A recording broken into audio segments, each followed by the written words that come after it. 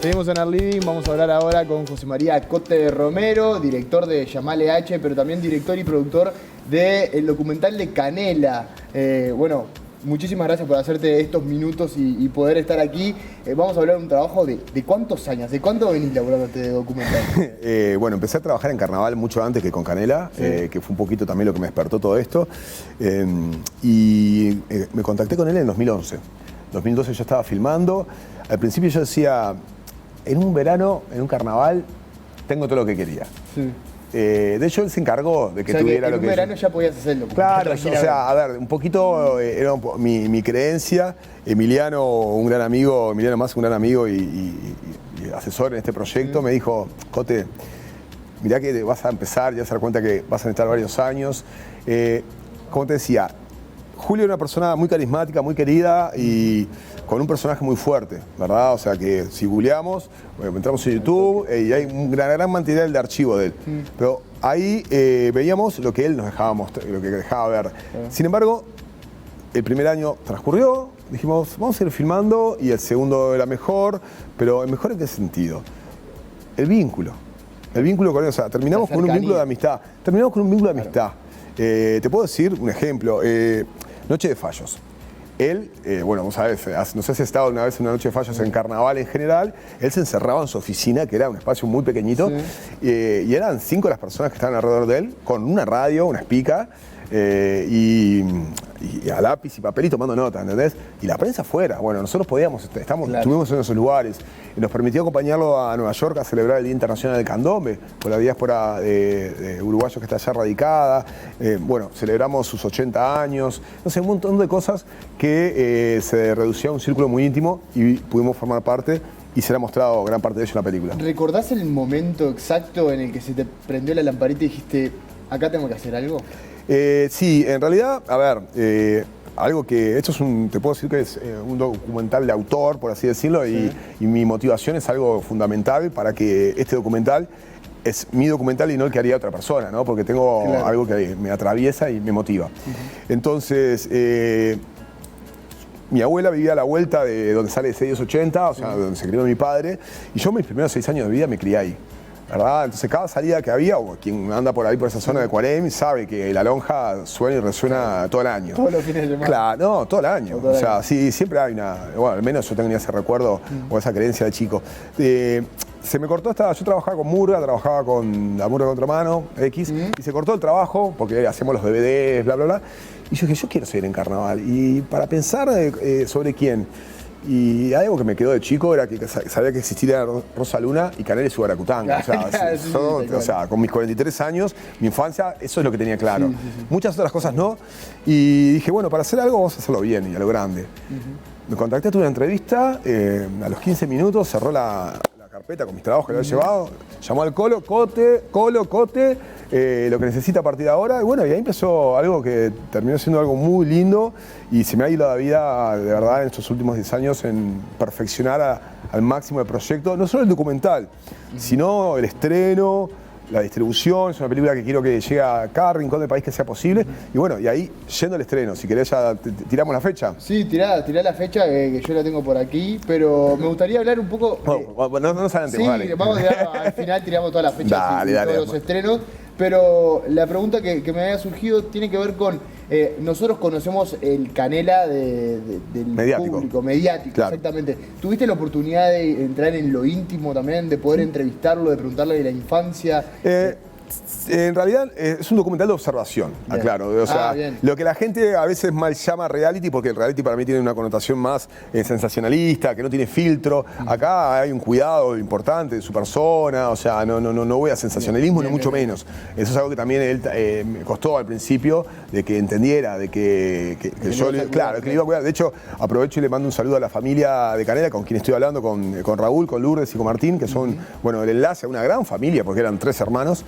Que bueno, están apoyando, así que saludo y gracias por el aguante, porque no es fácil aguantarme. Y nada, no hay entrevistas como tal, o sea, yo estaba con la cámara casi todo el día prendida, con 1, 2 o hasta 3 cámaras, siguiéndolo a él, a la gente de la comparsa, micrófonos, varias unidades de cámara, una producción interesante. y se filmaba esperando que sucediera algo. No hay, lo que van a ver en la película, no hay una línea que esté guionada.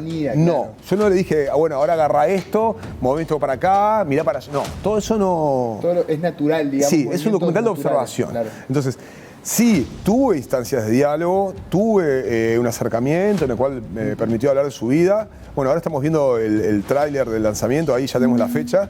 5 de septiembre en la Antera Arena y volvemos en un rato. Y también hablaremos en las redes, pero bueno, en fin, me distrajeron. No, es que hay un montón de información que se va a ir tirando poco a poco para, obviamente, cerrar, ¿no?, todo el ciclo con el documental. En realidad el documental es una piedra angular de un proyecto más grande que denominamos Canela El Legado. Bien. ¿Verdad? Lo que pretendemos, junto con la familia de Julio, es precisamente eso. Preservar un legado inmaterial enorme e indiscutido que nos dejó. ¿Verdad? Que las miles de personas, porque son miles de personas, date cuenta que la comparsa son 150 componentes que desfilaban, imagínate toda la gente que estaba detrás, o sea, y todos los años, que no eran las mismas personas, entonces son miles. El documental se llama Canela, leyenda del carnaval, y dentro de esas miles de personas también eso me sucedía. Yo después iba y le contaba, che, Julio, me contaron de que una vez en un bar pasó esto, todo y esto, y todo eso, ese mito, esa leyenda que se ha construido en torno a su figura, hay, como todo, ¿no? Hay parte de cierta y parte que no es cierta. Entonces, bueno, no hubieron entrevistas, pero sí hubieron oportunidades de hablar, sí, muchas cosas importantes de la vida. Con respecto a lo que era la previa y tu concepto sobre Canela, y después una vez que te fuiste, viendo cómo se manejaba al siguiente año y esa profundización en la relación Canela-cámaras, ¿aprendiste algo aprendiste, no es la palabra aprendiste, sino conociste algo de Canela que no conocías y te das? Sí, sin duda. A ver, parte de cualquier trabajo de estas características es importante, quien esté a cargo es estudiar al personaje en este caso, y tuvo un trabajo de investigación importante. El libro de Fernando Tetes y José Coso fue un material que consulté varias veces, de hecho lo estoy releyendo ahora, y me encontré con, mi ejemplar está firmado por él y me dio muchísima nostalgia, de hecho, la dedicatoria que me dejó Julio. Y sí, y como decía, hay decenas de entrevistas, artículos de prensa escrita, todo eso fue un insumo que me ayudó a construir lo que se sabía y para poder profundizar después. ¿Y algo que te haya sorprendido de Canela? ¿Perfección quizás a la hora de elaborar las diferentes piezas del carnaval? Bueno, eso que decían de que no había terminado un carnaval o no había empezado y ya estaba pensando en el próximo, era verdad. Sí, tenía acceso a esos espacios íntimos, como su oficina en el Club Barracas, allá en la calle Vilar de Bo y Zapicán, que tenía esos cuadernos con los dibujos a mano, con los figurines de cómo iba a ser el próximo vestuario, teniendo en cuenta el de este año, porque había mucho reciclaje, el carnaval se recicla mucho, clarísimo.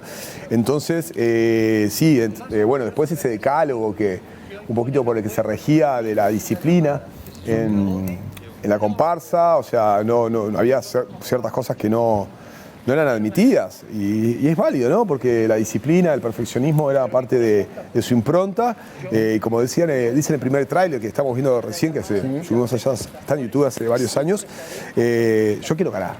Él no tenía ningún tipo de vergüenza, decía, yo quiero ganar. ¿Entendés? En las llamadas estaré delante de mis tambores, siempre estaré delante de mis tambores.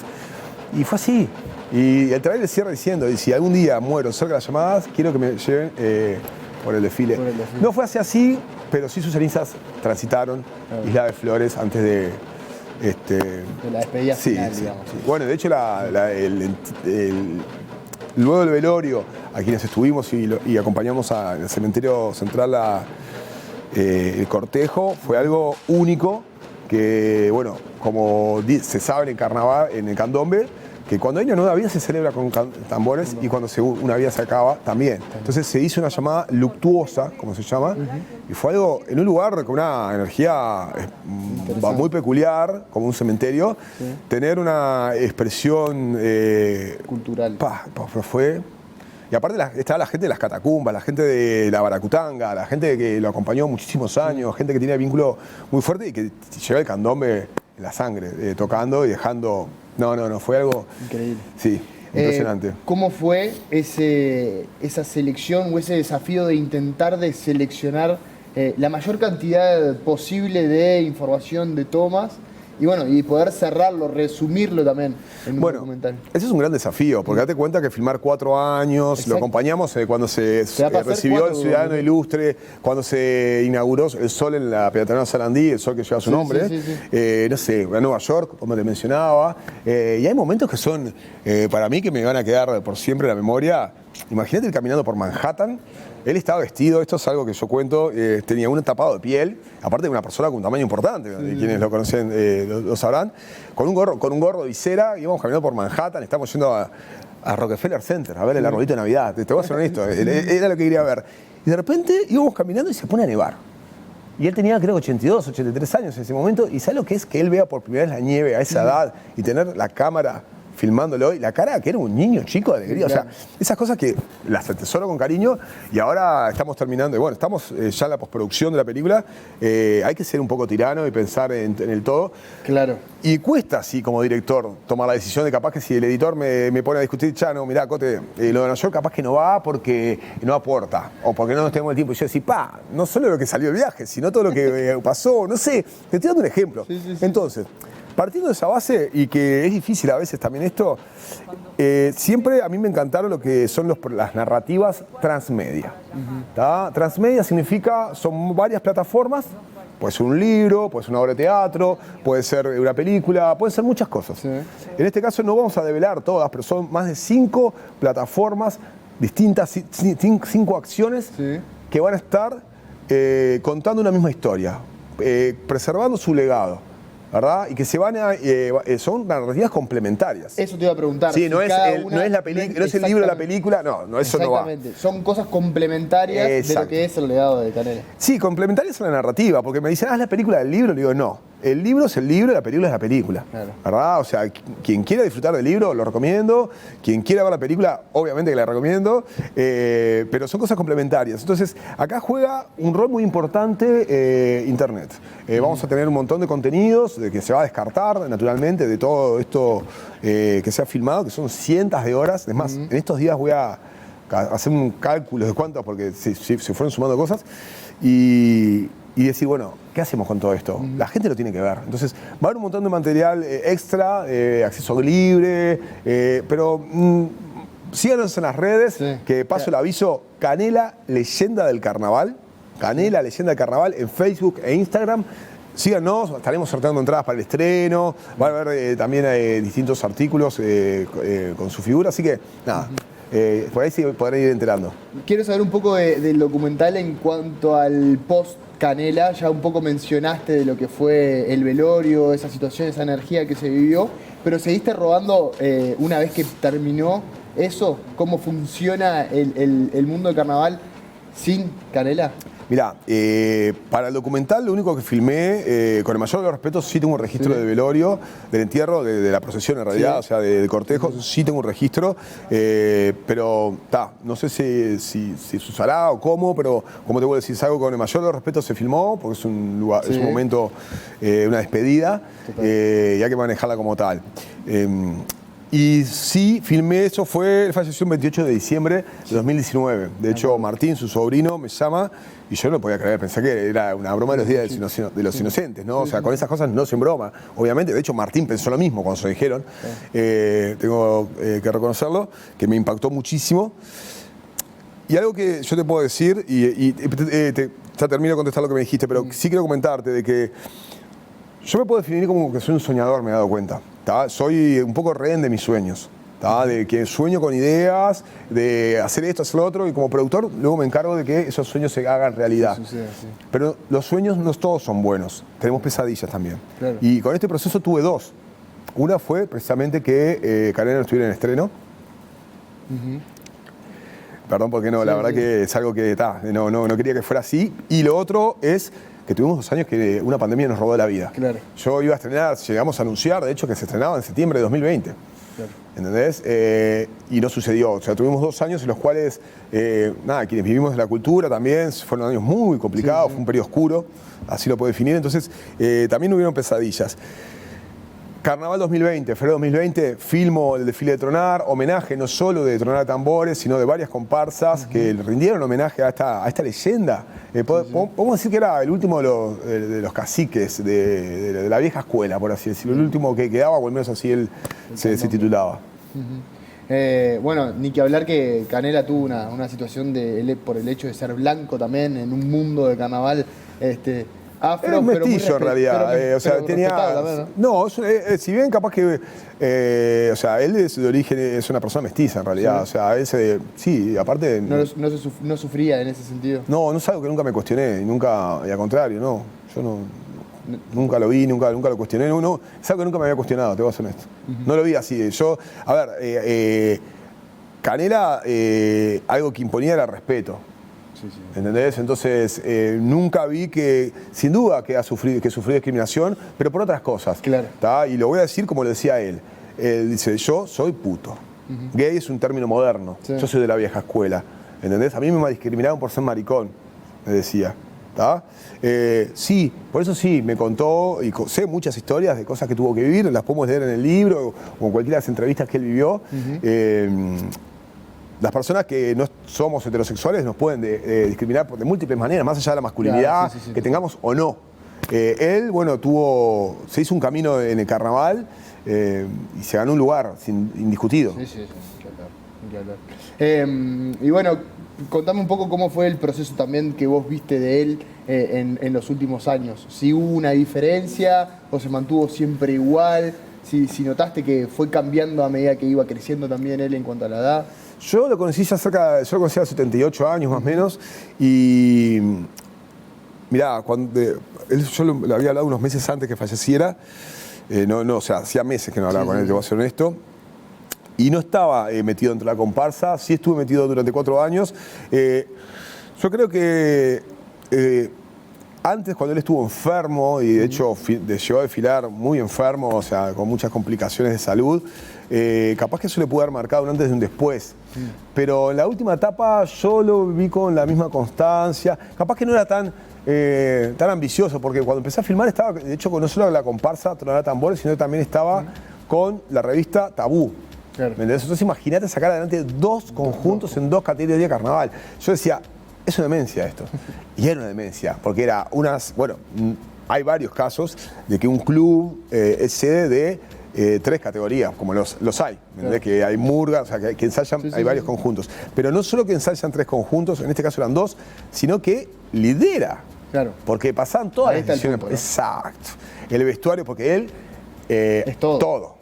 ¿Entendés? O sea, no era que el maquillaje lo desatendía y te digo presentame un diseño de maquillaje, te digo lo que hay y hacelo. No, te digo cómo es el maquillaje que quiero, hacelo y te controlo. Sí. ¿Entendés? Y vamos a poder ver de que estaba y poniendo, y bueno, y a veces capaz que no tenía la mejor manera de decir las cosas porque se enojaba. Claro. Imagínate el estrés. La exigencia también, ¿no? El día que se va al teatro, el día que se desfila, ya sea en las llamadas, en 18 u otros desfiles que tenía, hay mucha presión. Sí. Hay mucha presión. Te vuelvo a decir, él quería ganar y era perfeccionista.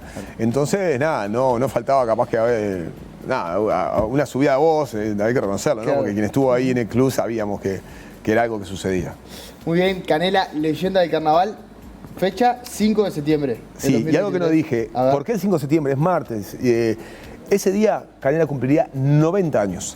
Y esa conmemoración la vamos a utilizar, esa fecha, ese día, para hacer varias cosas. De hecho, van a haber 3 eventos importantes, 1, 2, 4.